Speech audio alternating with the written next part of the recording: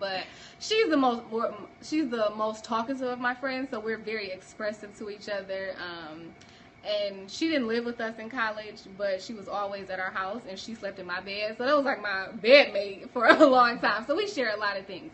Anyway, I prayed, like, I need a friend to go on this journey with me. And I wanted her to do it because we talked and shared so much with each other. I'm like, she's the person that I need. Like, I need her to understand where I'm coming from. I need her to encourage me when I'm discouraged.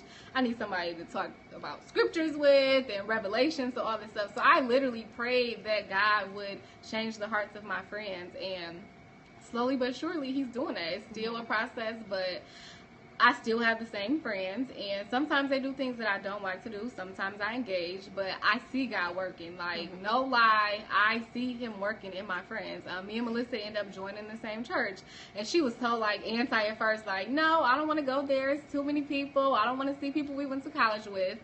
And she ended up joining, and in that situation, I was like, I'm not going to pressure her. I'm not even going to invite her to church because I know she would, like, go against it. Like, no, I don't want to go. Somebody from her job ended up inviting her, and she joined, you know. So it was such a lesson that you don't have to, like, force God on people. Like, you pray about it. If it's his will, it's going to happen.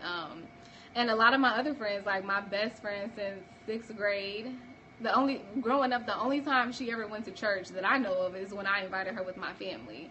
And she ended up moving out of state, and she joined the church on her own. And maybe like a year ago, I was like, she was at my house or something, and I was looking at her journal, and she had like this super cool prayer journal. And I'm like, dang, this is what's up. Like, she taught me something. But it was like cool, like, you know what I'm saying? So God will work. I pray, like, I believe for a lot of things, so I believe that he can change my friends, and if those are purpose-driven relationships, he'll make it work. Yeah, absolutely. I agree 100%. I would say that you have to have grace for those friends, and be bold and strong in what it is that you do. It can be challenging to do both, to be graceful for them where they are and to still stand where you are. But praying for them, it definitely works. Like, God can change anyone. Like, he can change the hearts of those individuals. And like Daisy stated, that you'll begin to see it. Like, you'll begin to see it come to pass. And I've seen it with my friends. I've seen it with my family.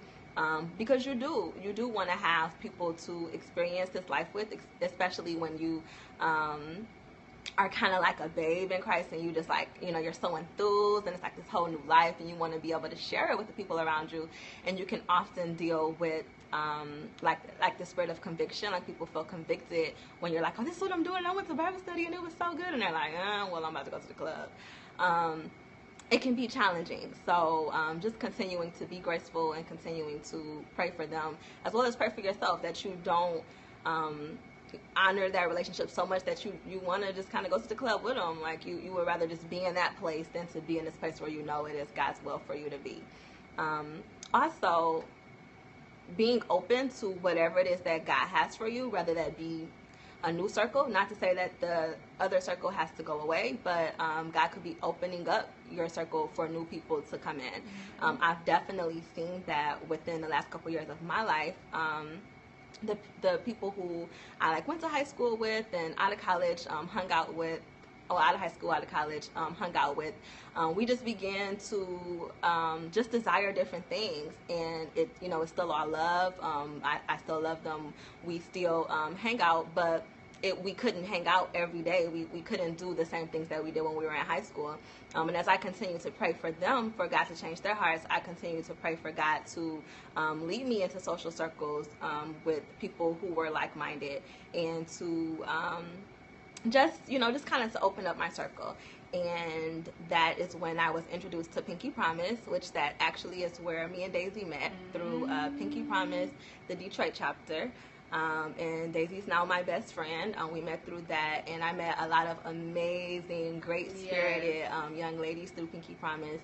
And just furthermore, as I began to be more open about my love for Christ and my walk, I began to just attract similar hearts to mine. And I have such great friends and associates who pray with me, who encourage me, who are on this journey with me. I post about it all the time. Like, you know, I have the greatest circle and the greatest support system.